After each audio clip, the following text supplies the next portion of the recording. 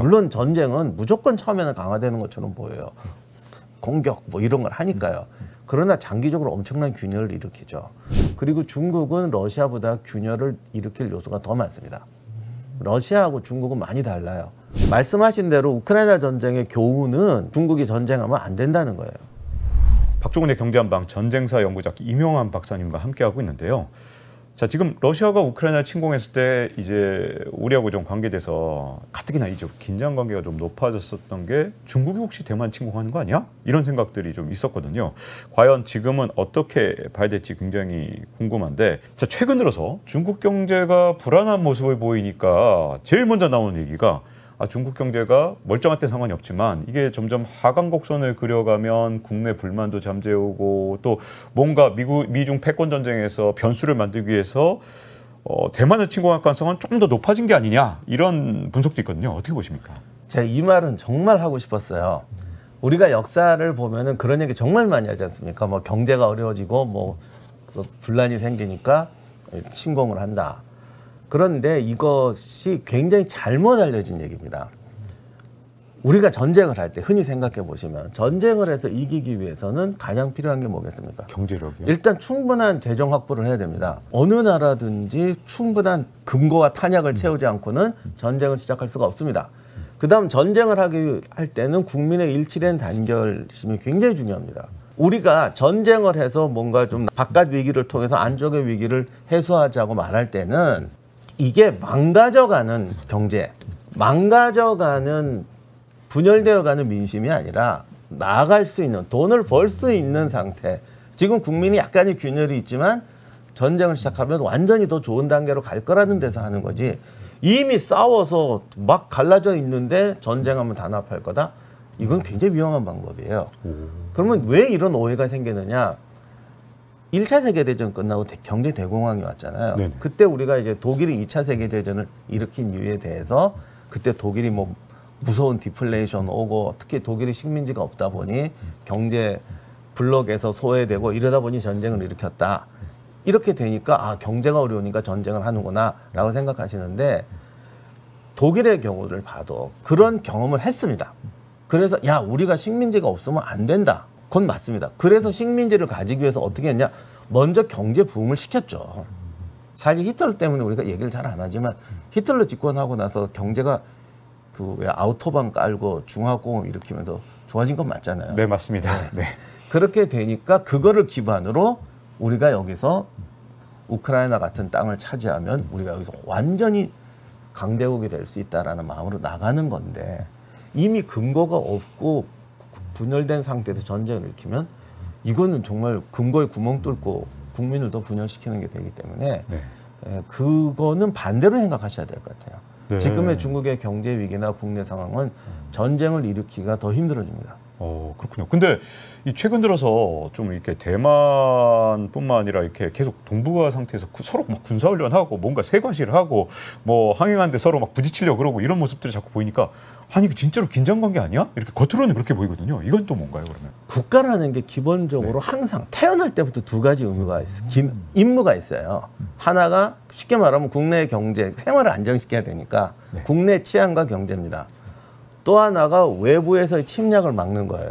그런데 국내 치안과 경제라는 것은 외부 침략을 막는 거하고도 사실은 연결이 되긴 하죠. 전쟁을 해서 국민을 단합시키는 게 아니라 전쟁이 날 수도 있다. 우리가 살아남기 위해서는 강력한 군대와 현재 위기를 극복해야 된다라는 그걸 통해서 국민을 단합시키는 거거든요. 사실 중국이 대만을 가지고 정치적으로 이용해 온 게 하루 이틀이 아니죠. 제가 처음 중국 간 게 93년인가 4년인데요. 그때도 가이드들은 저희한테 내일 모레 침공한다. 지금, 그때도요? 예, 뭐 해안가에 중국군이 쫙 깔린데 살 따지고 보면 국경선에 군대 없는 나라가 어디 있겠습니까? 그렇죠. 그러니까 뭐 이런 식으로 말하면 외국인이 한국에 왔을 때 지금 휴전선에 지금 뭐 군대가 우리가 30만이 포진하고 있다. 지금이라도 탕하면 전쟁 시작할 수 있다. 이렇게 말하는 거하고 똑같은 이론입니다. 근데 형식적으로 보면 맞아요. 네. 군대가 늘 준비되어 있죠. 네. 그러나 전쟁을 일으킨다는 건 별개 문제거든요. 그리고 그 뒤로 중국 갈 때마다 그 얘기 들었습니다. 그래서 그렇다고 해서 이번에 절대 안 난다는 의미는 아닌데 중국 정부는 오랫동안 말씀하신 국민의 단합이라든가 위기, 특히 이제 중요한 게 중앙정부의 권력, 권한, 지도자의 권력을 이야기하기 위해서 전쟁을 이야기를 많이 하는데 이것은 협박용이라기보다는 설계를 통해서 지금 우리에게 100의 힘이 필요한데 지금 우리 국가의 구조는 어떤 이러한 시스템 때문에 70밖에 말을 못한다. 나머지 30을 하기 위해서는 어떤 권력을 줘야 된다. 이런 용어로 써먹는 경우가 더 많습니다. 네. 전쟁을 진짜 중국이 할 것인가 이걸 따져봤을 때, 근데 저는 이제 경제적으로 이제 봤을 때 아니 에너지하고 식량이 자급이 안 되는 나라가 전쟁을 어떻게 해? 이런 생각이 좀 들거든요. 그러니까 중국이 에너지 그리고 식량 이게 전쟁을 일으켰을 때 사실 둘 다 문제 아닙니까? 이게 진짜 전쟁을 한다면 전쟁 준비를 한다면 이거부터 일단 확보하려는 어떤 보급 라인을 만들어내야 될 것 같은데 이런 건 중국이 갖고 있나요? 이번 전쟁이 세계에 충격을 준 게 그동안 2차 세계대전 이후로 사실 그 대규모 전쟁이 없었고요.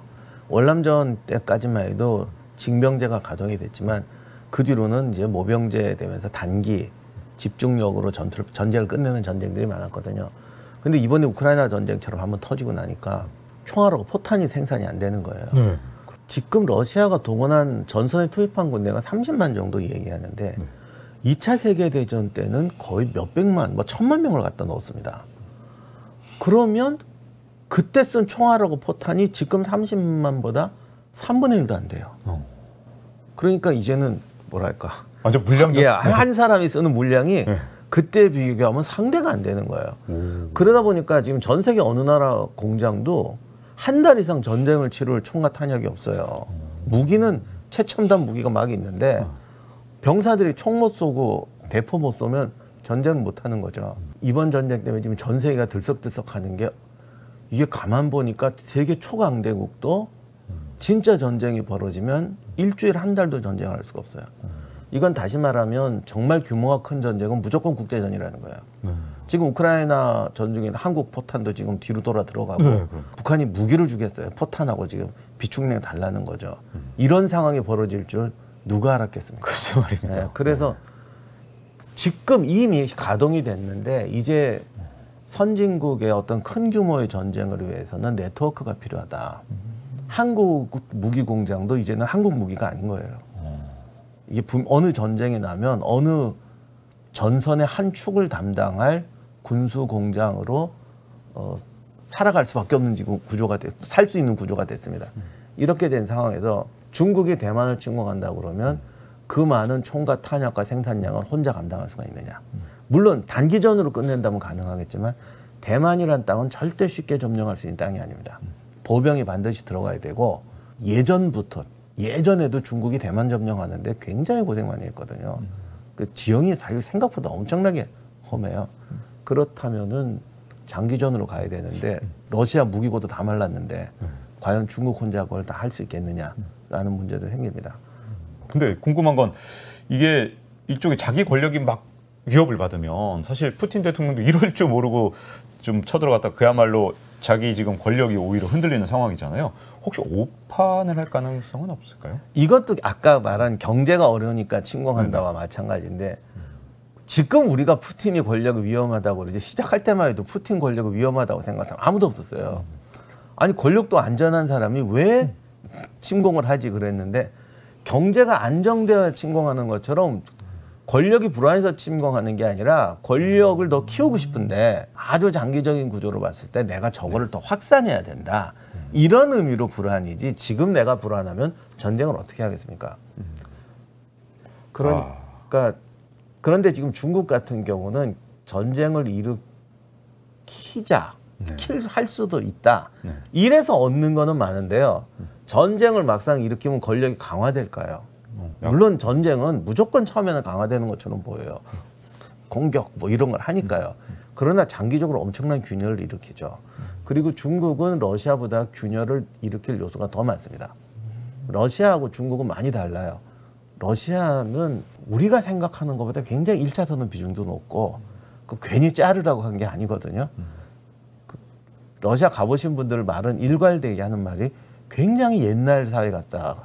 전제 시대 같고 국민들은 아직도 농민적인 사고가 많고 농민들의 특징이 자율적이면서도 복종심이 강하고 국가의식 강하고 문화색이 권위적이고 이런 게 강하다고 그러는데 중국은 주석이 굉장히 권력이 강한 것 같아도 전쟁이라든가 경제개발 같은 거 할 때의 어떤 지방 간의 대립이라는 문제가 굉장히 강하잖아요. 네. 그렇기 때문에 지금 상태에서 전쟁을 하면 중국은 굉장히 내부가 더 불안해질 위험이 더 많습니다. 네. 자, 그런 상황에서 근데 대만 외교수장이 중국이 우크라이나 전쟁을 교훈 삼아서 대만 침공 준비를 할 거다라는 발언을 했는데 이건 왜 대만에서는 왜 이렇게 말을 하는 걸까요? 대만도 똑같은 이유겠죠. 그리고 우크라이나 전쟁을 교훈 삼아서 전쟁 준비한다는 거는 지금 전 세계에 생각이 있는 나라라면 다 그렇습니다. 우리도 그래요. 네. 우리도 그렇고 미국도 그렇고 독일도 그렇고 일본도 마찬가지고 모든 나라가 이 전쟁 보고 지금 엄청 쇼크 받았고 국방 전략과 앞으로의 세계 전략 모든 군사 분야에서는 완전히 지금 패러다임을 바꿔줬거든요. 중국도 그 생각은 당연히 했겠죠.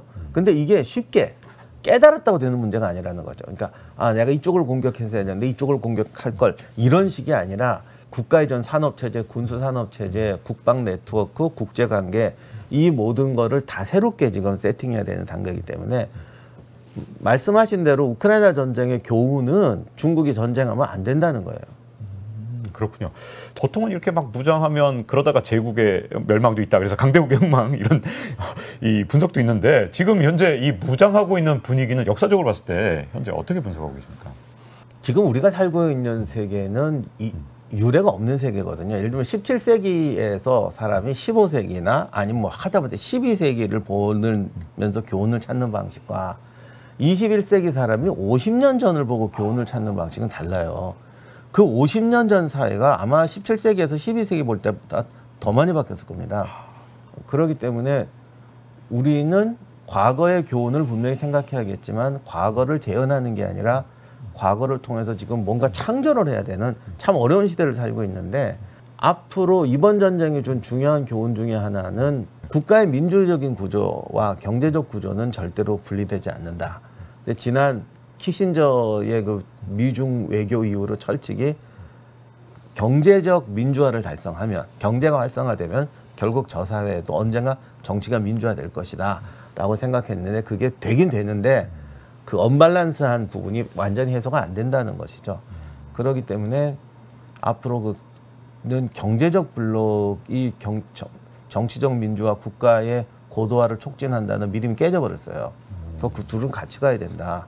그렇다면은 소위 우리가 이걸 정치적으로 뭐 자유진영, 권위주의 진영, 사회주의 진영 여러 가지로 나누는데 결국 어떤 경제와 정치에서의 어떤 메커니즘에 대한 신뢰성, 시스템에 대한 신뢰성이 국가 간의 연결의 축이 될 것이고 전면전이 난다는 것은 중요 강대국, 세계로 움직여가는 강대국들의 전쟁이라는 것은 서로 간의 협력 없이는 이제는 전쟁을 감당할 수가 없다. 그렇기 때문에 한 국가의 패권 자체는 무너지지 않겠지만 그 패권이 이제 굉장히 협력적인 패권이 된다는 거죠. 그래서 다시 한번 세계 질서가 어떤 연맹 형태로 강화될 가능성이 되게 높다고 보여져요.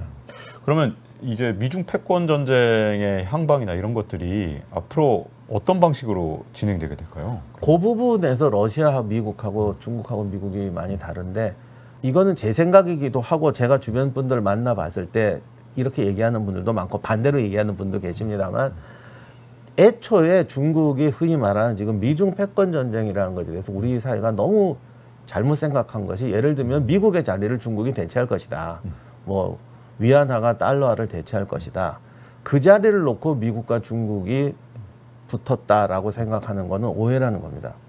중국이 미국에 대해서 저렇게 세게 나가는 것은 중국 경제와 미국 경제는 지난 키신저 이후로 살 협력 관계였잖아요. 이 협력 관계가 깨진 것이지 내가 당신을 이제 밀고 내가 1등 하겠다라는 구조가 아니거든요. 그래서 이 협력 관계가 이제 어떤 이해관계 때문에 깨져 나갔을 때 중국은 이걸 복원하자는 거고 미국도 복원하자는 건데 그 복원하자는 과정에서 방식을 바꾸자는 거예요. 근데 서로 이제 자기 이익이 되도록 해야 되고 중국은 이제 어떤 용납할 수 없는 부분에 대해서 이걸 강행하겠다고 나왔던 건데 잘 미국을 협박하려는 거잖아요. 그렇죠. 그래서 아프리카 뭐 중동에 저기 관계를 설친다는 게 우리 어떤 분들은 야 이제 미국의 패권 지역이 중국 색깔로 바뀌어가는구나 이제 지구에서 미국이 차지했던 비중이 줄어드는구나라고 이해하시는데 중국이 그렇게 하는 것은 미국과의 관계에서 이 지금 협상 테이블에 와 있는 것 중에 이거 우리 말 들어줘라고 하기 위해서 지금 이러는 거거든요. 근데 미국은 그거는 절대 용납할 수 없다라는 구조고 그래서 한참 중국이 세지는 것 같고 우크라이나 전쟁이 나니까 중국이 더 올라갈 거라고 그러니까 러시아와 연맹을 맺으면서 더 올라갈 거라고 생각했지만 저는 계속 아니라고 했던 게 러시아 경제고 중국 경제가 만날 수 있는 부분이 많지 않고 오히려 중국은 지금 어떻게든 미국하고 문을 열어야 되는데 러시아 편을 들면 이 문은 더 닫힌단 말이에요. 이건 중국의 장기 침체가 굉장히 위기를 오기 때문에 중국이야말로 지금 미국 바락이에요. 그러니까 지난번에 시진핑이 러시아 갔을 때도 그렇게 국빈 대우받고 뭐 할 것처럼 하지만 아무것도 안 하고 돌아오고 지금 뒤로 도와는 주고 있습니다만 뒤로 도와주고 있고 대만도 막 침공한다고 결국 미국한테 열어라. 그 너희들 주장에 이걸 좀 꺾고 이거를 용납해 줘라라는 것이고 미국은 지난 몇십 년 동안 우리가 속았다. 더 이상은 안 된다. 네. 이것만은 안 된다. 지금 이 카드 놓고 싸우는 건데 많은 분들이 지금 이걸 분리해서 지구에 이제 중국과 미국, 중국이 1등으로 올라오니까 미국이 화가 나서 지금 잡아 당기는 거 아니냐. 이런 식의 결별 관계로 봐서는 절대 이해할 수가 없어요. 중국이 바라는 걸 미국이 해줄 가능성은 지금 현재로서는 없지 않을까요? 미국은 그 중국에 비해서 좀 이게 지금 단계가 네. 미국은 니네들이 말하는 걸 못 믿겠다는 거야. 그동안 속았어. 그럼 뭘 하면 믿을래? 아니 이거는 이게 필요 없고 너희들의 정치 체제 자체가 가시적으로 바뀌어야만 내가 들어줄 수 있어. 이런 관계예요. 그러니 중국은 지금 그걸 들어줄 수가 없잖아요. 절대 안 되는 그러니까 그냥 우리 이거 좀 고쳐줄게. 네. 우리가 한 줄 더 쓸게. 이 단계니까 지금 굉장히 대립각처럼 나오는 거고 근데 지금 미국은 꼼짝 안 하거든요. 그러니까 이 문제가 조금 단기전에 끝날 문제는 아니에요. 네, 그렇군요. 자, 이렇게 대만 문제부터 시작해서 미중 패권 전쟁의 현황과 미래까지 짚어봤습니다. 전쟁사 연구가 이명환 박사님과 함께했는데요. 자, 이제 박종훈의 경제한방 이제 마칠 시간이 됐습니다. 다음 시간에 뵙겠습니다. 감사합니다.